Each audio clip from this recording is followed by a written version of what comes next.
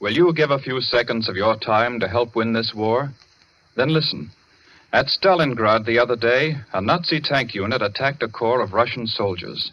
The Russians tried to stop the tanks and fought until their guns were silenced. Then did they surrender? Did they retreat?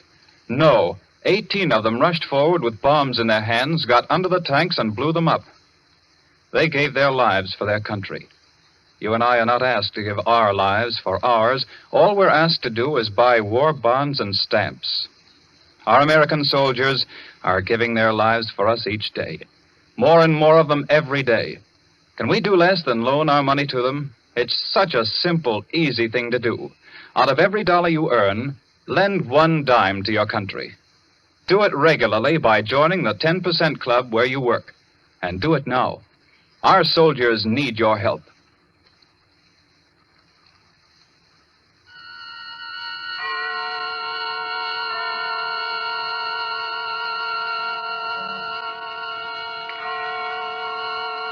The Columbia Network takes pleasure in bringing you Suspense.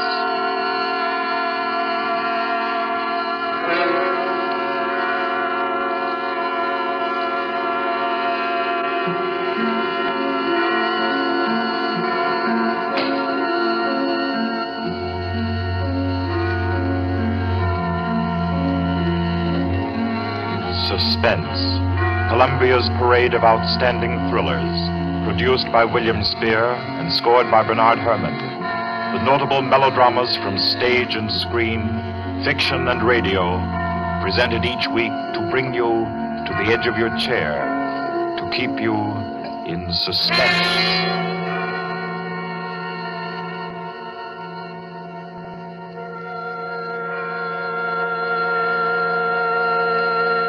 Tonight's story deals with a remote and dangerous house and a terrifying thing that happened there because the rain went on for days and days. It deals with a surgeon and a girl, a giant, and a young man who took a long chance. And over them all, the moan of the night wind and the ceaseless roar of the storm. For your suspenseful listening, we invite you to learn about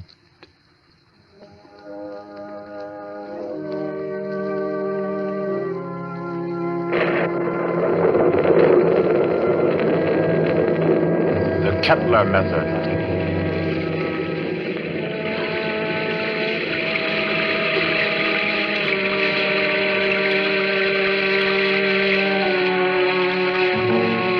Four days of rain there've been, ceaseless, teeming, pouring with a steady, relentless rhythm. 4 solid days. The fields around Culston had been turned into huge puddles that reflected the heavy, swollen sky. And Dr. Morrissey was stirred by a deep anxiety. He stood beside a window in his sanitarium, which rose high on a lonely hill a few miles from the little town of Culston, and stared into the jagged, spraying screen of rain. It was just 3 o'clock. 3 o'clock of an afternoon he would long remember. He was on the point of sending for Caffrey, the ward attendant, when the door opened, and Caffrey came in, pale, disturbed. Dr. Morrissey. Is there anything wrong, Caffrey? I don't know. There's a feeling down in the ward. Feeling? This rain's going on too long. The patient's getting uneasy? They're bound to, ain't they? If a guy with good nerves he gets jumpy, you can imagine what it does to theirs. Seem to be affecting anyone in particular? Number 5's been carrying on. Kettler? Yeah. I brought him up. Nurse Carter's waiting with him out in the hall. Bad as that? He's upsetting the others. Keeps asking for some guy named Benham. Oh, that's the man he killed. I didn't know he was homicidal. Oh, it was an accident. He was performing a brain surgery on Benham and... Him? Oh, Kettler was a very important surgeon, Caffrey. Didn't you know that? He keeps saying so, but... It's perfectly true. Very successful Dr. Kettler was. Until he perfected an operative procedure that he called the Kettler method. A new process of brain operation. Spent most of his life on it and... Well, when he tried it for the first time on this young lad Benham, and Benham died on the table, it unbalanced his mind. I've got to go back down there now. I think you'd better wait while I talk with Kettler. Okay, I'll bring him in. But don't make it long. I don't like the feel of things around here. Nurse, Miss Carter. Yes, we're coming. You can bring him in now. Come along. Dr. Morrissey wants to see you. Does he now? Does he? Come in, Kettler. I'd like to ask Dr. Morrissey a question. I'd like to ask him a question. Yes, Dr. Kettler. I should like to ask him where Laird Benham is. I know he'll never tell me. But I will, Kettler. Laird Benham is buried somewhere out there under the rain. He is at peace, Kettler. Can't you forget about him? Just forget. You'd all like me to forget about him, wouldn't you? Then you could keep him hidden away forever, couldn't you? Benham is dead, Kettler. You know that. Benham died. He did not. He's alive. He was alive when you and the rest of the envious medical profession stole him from the operating table. Kidnapped him with my bandages still round his head. You were determined to make the Kettler method seem a failure, weren't you? Weren't you? Easy now. Believe me, Kettler. I think Laird I know Benham where died. he is now, Dr. Morrissey. He's in the cellar under the ward downstairs, isn't he? Isn't he? Kettler. Let me see him. Laird Benham. Oh, you'd better take him down, Caffrey. All right. Come along now, sir. I'll take him, nurse. You won't show him to me. Even though it would make me well again. My cellars are empty, Kettler. Believe me, Benham isn't there. You sit there in power and order me away. Come on, Kettler. There's something I have to say. I've always been above violence, Dr. Morrissey. But the time comes when there's no other course. This is a warning, Doctor. A warning. And the joke is that you won't heed it. Come on with you. You won't heed it now. But you'll remember it. And soon you'll remember it. Tables turn, Dr. Morrissey. Tables turn.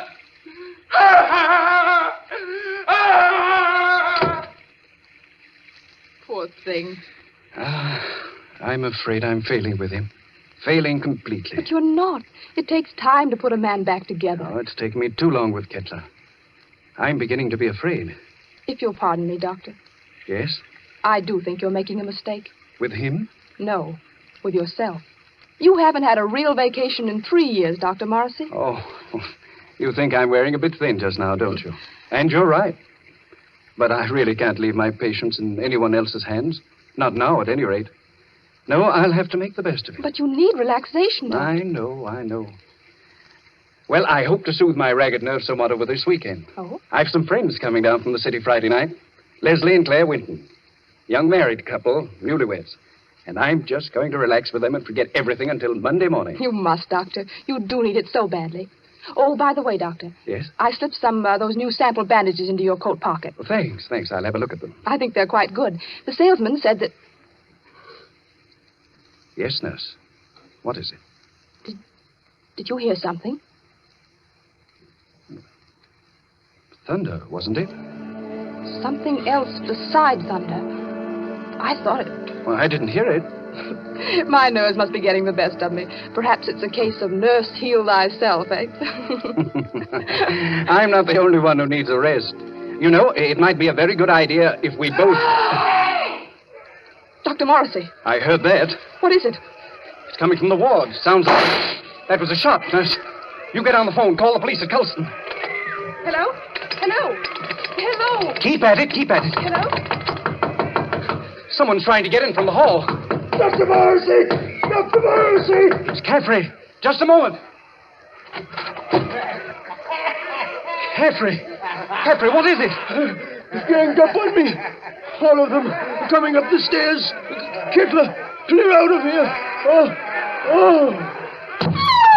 Steady, nurse. He's dead, isn't he? Isn't he? Yes. Dr. Morrissey. Kettler. Remember my warning. Remember it, Doctor. Tables turn, Dr. Morrissey. Tables turn.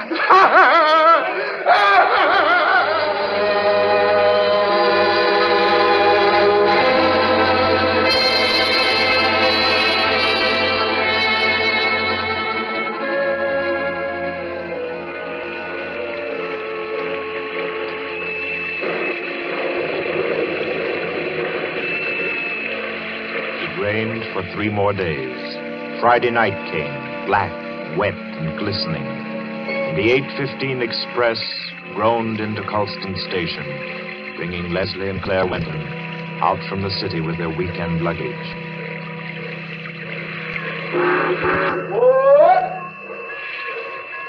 Isn't Dr. Morrissey sending his car for us, Leslie? Yes, Claire. The chauffeur was supposed to drive us over to the sanitarium to pick up the doc, and then we're all going over to his house together. Well, I don't see any car, do you? I don't see anything but water. Maybe we're rowing over in a skiff. Oh, I hate that sound. Like somebody's in agony. I think you're a little depressed, dear. Well, I shouldn't be surprised. My head's still aching dreadfully. Poor lover. How long's that been going on now? Almost a week. It frightens me. I don't think it's anything serious. Waiting in the rain like this doesn't do it any good, I'm sure. I don't understand. Doc's usually so punctual. Right on the dot. You don't suppose we ought to call the sanitarium? You people for Dr. Morrissey, yes? Well, yes, we're the Wintons. Doc sent you to pick us up? I, Cato, Dr. Morrissey's chauffeur. You got luggage? Yes. Here it is. I take. You follow me to car. Come. We're coming. Leslie, Yes? he's tremendous, isn't he? He must be 6.5 feet tall. I'm over 6 myself, darling. He's nearer 8. That's a giant. Get those shoulders. He could snap me in two like a matchstick. Well, I hope he likes us. So do I, light of my life. Car waiting. You come, please. But I really don't think he does. Coming.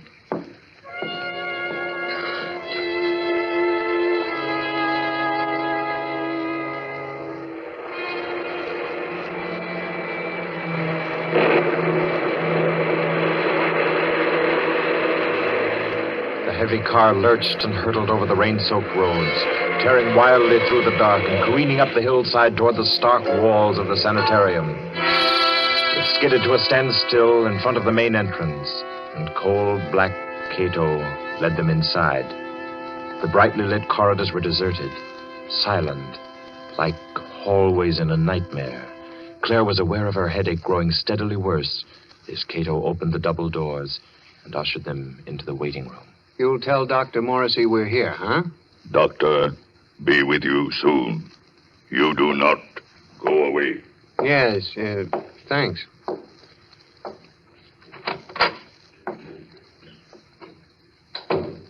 I hope we're not staying in here very long. It isn't very cheery, is it? Oh, I don't like places like this. I suppose it's very foolish of me, but I always feel as if I'm in some sort of danger. That's the headache again. Everything seems worse than it really is when you're not feeling well. Don't you always find... Leslie, Yeah? listen. What is it? Somebody's knocking. Just a moment. Gracias a Dios. Who is it, Leslie? I don't know. What, you do not know me? I am Arturo Alvarez, the South American pianist. You have heard of me? Well, sure, I've heard of Arturo Alvarez, but I'd hardly expect to find him in... Leslie, humor him. Oh, of course, for a moment I forgot where I was. I've heard of you, Mr. Alvarez. Is there anything I can do for you? Will you help me? I must get out of this place. Oh, sure. I came here several days ago to be treated for a mild nervous trouble. And now they won't let me go. I am being held a prisoner. And tonight I am scheduled to give a concert at Carnegie Hall, and I must get out of here. Please, will you help me? Number 10 out of the ward again, I see. How many times must I tell you that is strictly against the rules? I was doing nothing wrong. I was only telling this gentleman that I must be at Carnegie Hall for my concert. Yes. I'm sure the gentleman was very interested. Cato. Yes, Doctor. Cato, you will escort number 10 back to the ward and see to it that he doesn't wander back into the waiting room. No, I will not be taken back to the ward. Help me. Come now. Help me, no. I will no. How strongly he believes in his delusion. Strange fantasy of a diseased mind. Seriously believes that he's Arturo Alvarez. He was telling me. Oh, I'm very sorry. I'm afraid I haven't been very cordial. Won't you sit down? Is there anything I can do for you? Well, you see, Dr. Morrissey invited us up for the weekend. Oh, yes, of course. He told me he was expecting you. Does he know we're here? I'm afraid not. Dr. Morrissey was unexpectedly called away on an emergency case, and I'm in charge of the sanitarium until he returns. Well, do you have any idea about when that'll be? Well, it's very hard to say. However, he asked me to ask you to wait and see to it that you're made comfortable. Let me see now. Your name is... Winton, Leslie Winton. And this is my wife, Claire. Ah, yes. Permit me to introduce myself. I'm Dr. Kettler, Dr. Morrissey's assistant.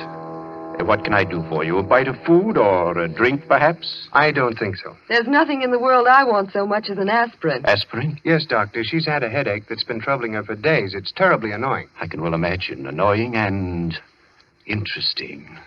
That is, to a man of my profession, of course. But if you will step into the inner office, I think I can offer you something a good deal more effective. Oh, I'd hate to trouble you. No trouble at all. I find these things most intriguing. Should I, Leslie? I think you might as well. Morrissey won't be back for a long time by the looks of things. You're quite right, Mr. Winton. Dr. Morrissey won't be back for a long, long time. Oh, well, then, which way do I go? Right this way, the large door on your left. You won't mind waiting alone, will you, darling? Oh, Mr. Winton shall make himself comfortable. There are cigarettes in the box, whiskey in the liquor cabinet, and a radio behind the ferns there. I'm sure he will be quite happy. After you, Mrs. Winton. If Dr. Morrissey comes in, let me know. I hope you'll find everything you want, sir. Thanks. By the way, Doctor. Yes? You said you had something better than aspirin. I didn't know there was anything better than aspirin for a headache. I have something, Mr. Winton. Really? It is a process which I invented myself. One that never fails. A little treatment, very effective and highly complicated, called the Kettler method. Please make yourself at home, Mr. Winton.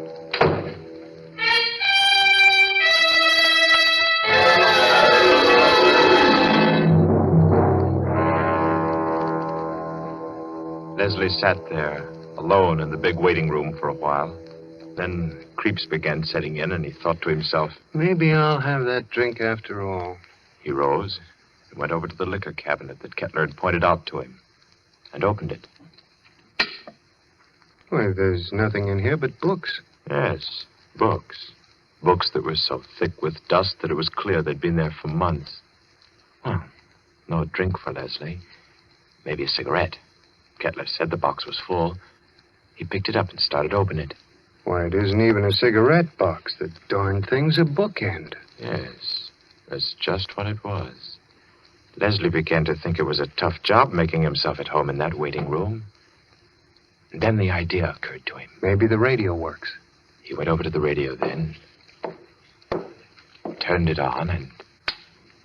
We are sorry to announce that the program scheduled for this time from Carnegie Hall has been cancelled due to the mysterious disappearance of Arturo Alvarez, the noted South American pianist.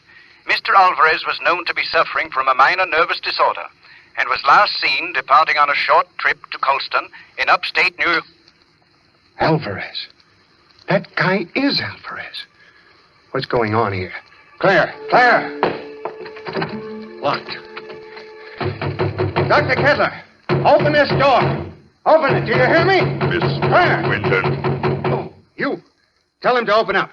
Tell him. Tell him. Doctor send me. Tell you, young lady headache bad. Very bad. What do you mean? He operate. Operate. He say take long time. He say you not wait. You come back tomorrow. Operate. No, no.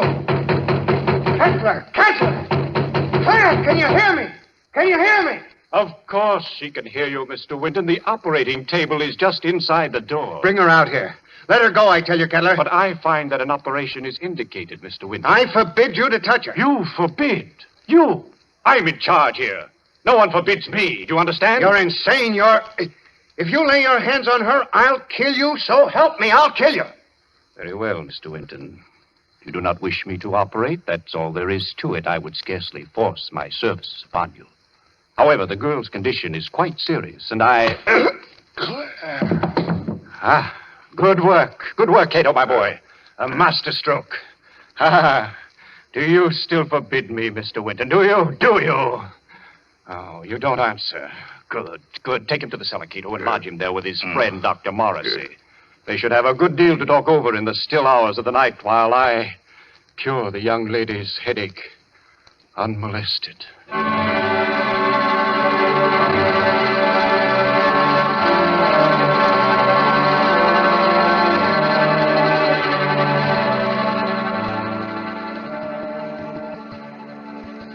got to pull yourself together, Leslie. Now try. Try to think. Cato brought you down a few moments ago. You've been hit in the head. Can you remember? Yes, I was talking to Kettler, trying to make him let Claire go. Claire? Oh, good Lord, Morrissey. Where is she? He's got her. Kettler? She's on that operating table up there. We've got to do something. We've got to do something. Well, I'm afraid there's not much we can do. I've been here for 3 days and nights. What happened? It was a nightmare come to life. I'd had Kettler in my office for treatment. Yeah? He was off on a wild tangent, insisting that I had a man whom he had killed hidden down here in the cellar.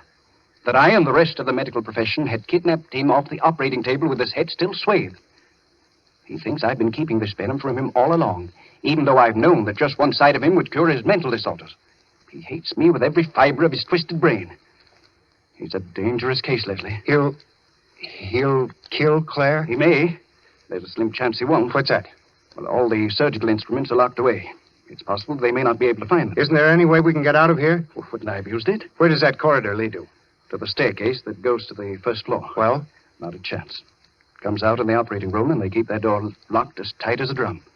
Besides, Kettler still has the pistol he took from my nurse. I've got to think. I've got to. And my head hurts so I can't make good sense. Let's say that.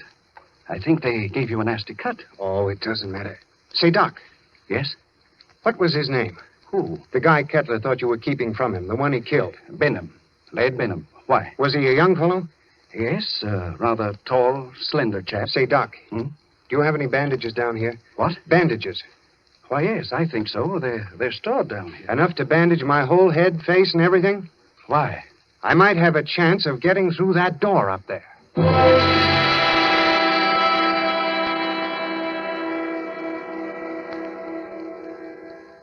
Please, let me go now. Oh, let me go. Leslie! Leslie! You will be better soon, much better. I will take the pain away, Mrs. Winton. Cato, have you found the surgical case? Not found yet. I look. Cato, look. Find it. We must not keep Mrs. Winton in an agony. Find it, I say. She'll have to create some order in this place. I want my instruments at hand on a moment's notice. Please, let me go. Oh, let me go. You shall be well again, my dear. I promise you shall be. Doctor, here, tall, white cabinet behind curtain. That's it. Open it, Cato. Locked. Locked, Doctor. Smash it open. Open it. I do. You'll find scalpels on the top tray. Bring them to me. Yes, Doctor. Is here, Doctor. See, knives. Good, sharp knives. Cato find. He find them. Excellent. How they glitter. It is good to feel the knife in my hand again. Put the others right beside my pistol here on the table. Please. Oh, please. There, my girl. I shall expend all my genius on you. You shall be well again. No. No. No. Now to work. What was that? Who's there? Dr. Kettler, Who is it? I have found my way back to you. Open the door, Dr. Kettler. I've come back again. Who are you? You remember? You remember Laird Benham? Cato! Cato! Yes, Doctor. The door! The door! Let him in! He's come back! Let him in, I say! Yes, Doctor. Oh, let me out of here. He's come back! He's come back, Cato! Dr. Kettler. Benham, I knew it. I knew it all along. You're alive. You're living. Yes. Living. Yes, Dr. Kettler. You. Just as they took you from the table. Yes. They took me away before the operation was complete. Finish it now. Hurry. I can't live much longer. I'm about to die. No. Cato! Get Benham out of the table. Girl on table. Take her off. Take her out of here. Put her in the cellar. Let Benham take her place. At once, you hear? Yes, Doctor. Cato. No. I won't be put in the cellar. I won't. It might be well if you went down into the cellar, you know. It's nice down there. You'll see old friends, perhaps. Old friends who need help. Leslie. Hurry, I say. Yes, Doctor. Come. I'm coming. Are you all right, Benham? Weaker. Cato! Cato, close door. No, stop wasting time. Leave the door alone. Help me. Help me get Benham on the table. Yes, Doctor. Cato, do. Oh, that's right. Now lift him carefully. Yes. Good. Oh. Now, lie back. Lie back. Gently. Gently. All right. Careful now. There we are. Cato, give me the knife. Yes, Doctor. Take off the bandages. From the top, Cato. That's correct. That's proper procedure. There. Yeah, now that's... I thought his hair was blonde, not black. Well, perhaps I've forgotten. I've forgotten so many things that... There was a scar on his forehead. I clearly remember a scar on his forehead. Maybe I imagined that too. Perhaps it was someone else who... Brown eyes. Benham, didn't you have blue eyes? I know they were blue. And your nose. Your nose was thinner and longer. Yes. Yes. And your lips. You had thick lips. That I know. Bandages off, Doctor. Dr. Kettler, there's a trick here. You're not Benham. You're not Benham. You're that young Mr. Winton. Dr. Kettler, listen to me. Cheat. So you wanted me to finish you, did you? Yes, Mr. Winton, I will. Hold him, Cato. Hold him. See the knife, Mr. Winton? Watch it glisten as it comes down, and into...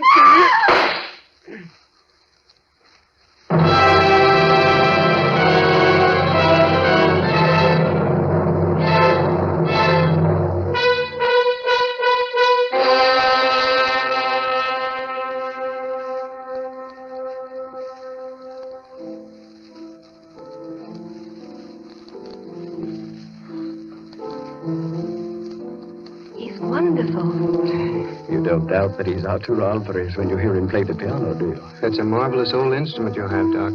It was my mother's.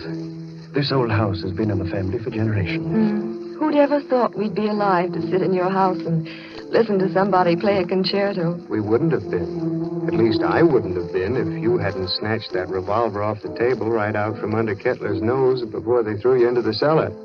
That was the lifesaver. Made the weekend perfect. I'm afraid it wasn't very restful. Hereafter, I'm spending all weekends in a cozy little corner under the L. It was worse for Claire than anybody. She had a dreadful time. It was ghastly, all right. Horrible. But you know something? What? My headache. It's completely gone.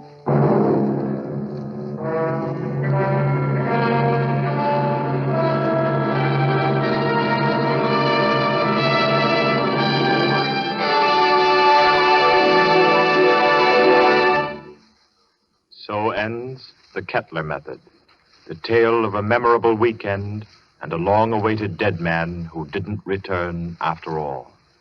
This was tonight's story of Suspense. Suspense is produced by William Spear. John Dietz was our director this evening. Tonight's radio drama was written by Peter Barry and scored by Bernard Herrmann. Roger De Koven was Dr. Kettler, John Gibson, Leslie Winton, and Gloria Stewart played Claire Winton. Others in the cast were Guy Repp, Martha Faulkner, Winfield Honey, and Ralph Smiley. Next week at this time, Columbia will bring you another selected story from the world's great literature of thrills. Another study in suspense. This is Barry Kroger, and this is the Columbia Broadcasting System.